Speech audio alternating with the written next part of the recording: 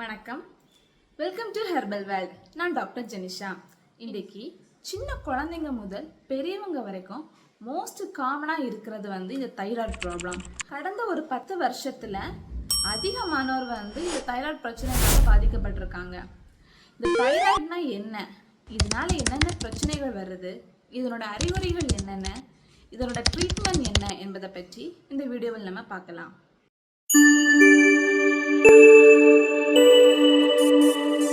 தைராய்டுனா ஒரு gland.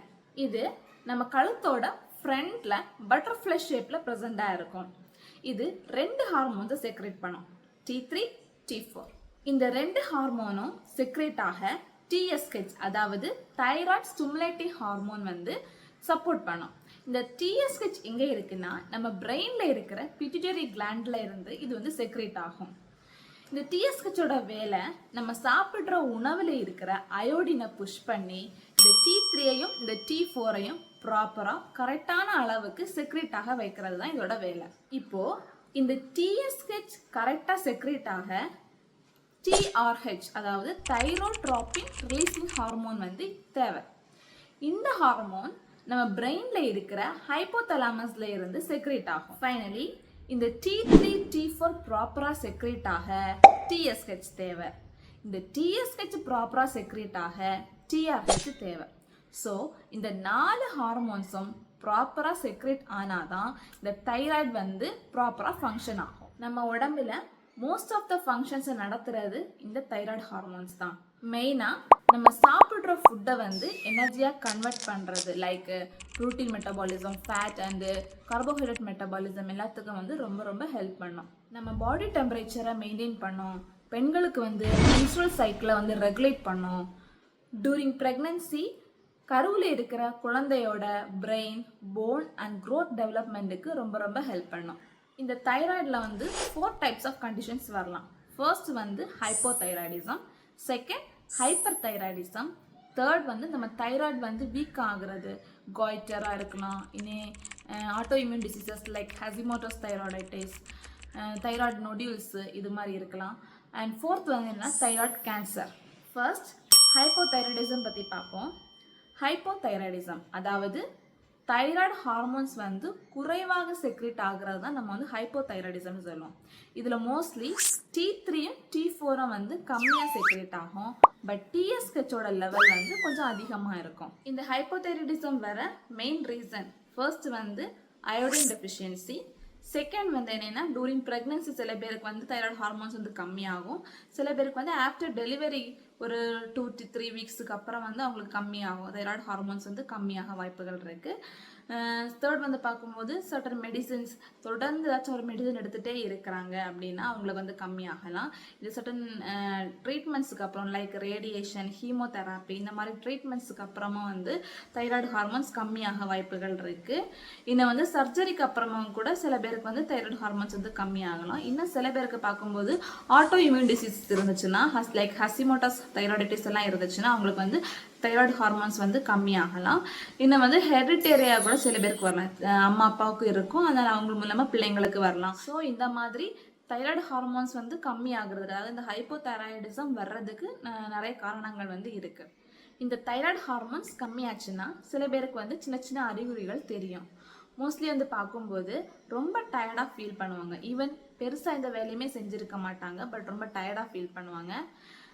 Gold இன்டாலரன்ஸாக இருப்பாங்க. Even hot summer வெதரில் கூட அவங்களுக்கு ஃபேன் பிடிக்காது, ஏசியில் இருக்க மாட்டாங்க, குளிர் ரொம்ப அதிகமாக இருக்க மாதிரி அவங்க ஃபீல் பண்ணுவாங்க.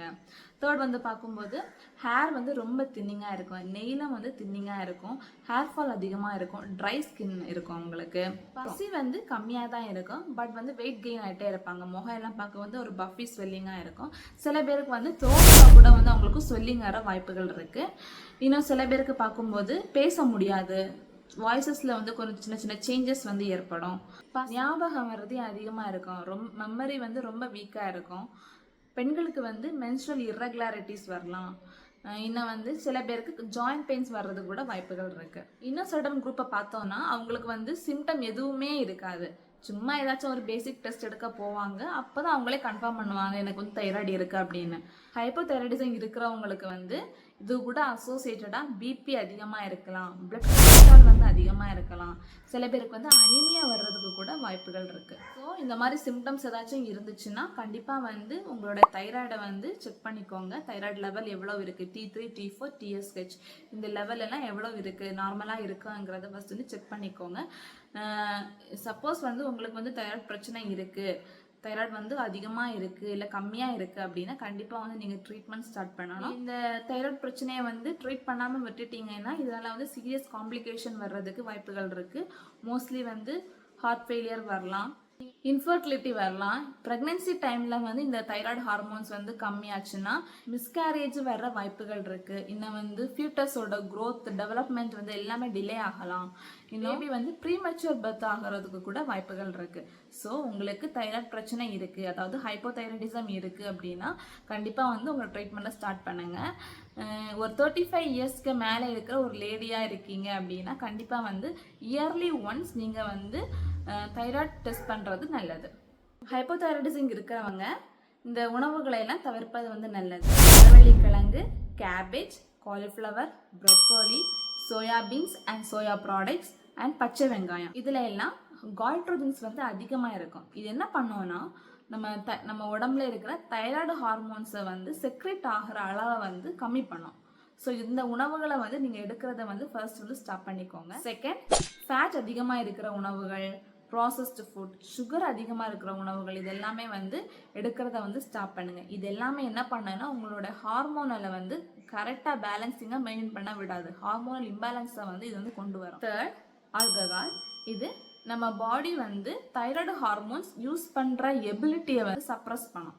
ஸோ இந்த ஆல்கஹால் எடுக்கிறத வந்து ஸ்டாப் பண்ணும். என்னென்ன உணவுகள் எடுத்துக்கலாம்னா ஃபர்ஸ்ட் வந்து அயோடின் சால்ட் வந்து அதிகமாக எடுங்க, இல்லைன்னா அயோடின் ரிச் ஃபுட்ஸ் வந்து அதிகமாக எடுங்க. மோஸ்ட்லி வந்து முட்டை எடுத்துக்கலாம், மீட், சிக்கன் எடுத்துக்கலாம், மில்க் அண்ட் டேரி ப்ராடக்ட்ஸ் இதெல்லாம் வந்து அதிகமாக உங்கள் டயட்டில் இன்க்ளூட் பண்ணுங்கள். செகண்ட், ஃபைபர் ரிச் ஃபுட்ஸ் அதிகமாக எடுங்க, ஹெல்த்தி ஃபேட்ஸ் எடுத்துக்கோங்க. இன்னும் வந்து ஃப்ரூட்ஸ், வெஜிடபிள்ஸ் இதெல்லாம் அதிகமாக உங்கள் டயட்டில் இன்க்ளூட் பண்ணுங்கள். தேர்ட், மெக்னீஷியம் ரிச் ஃபுட்ஸ் வந்து அதிகமாக எடுங்க, like banana, spinach. Third, dry fruits, pumpkin seeds இதெல்லாம் வந்து அதிகமாக வந்து எடுத்துக்கோங்க. நிறைய தண்ணி குடிங்க அண்ட் ரெகுலராக எக்ஸசைஸ் பண்ணுங்கள்.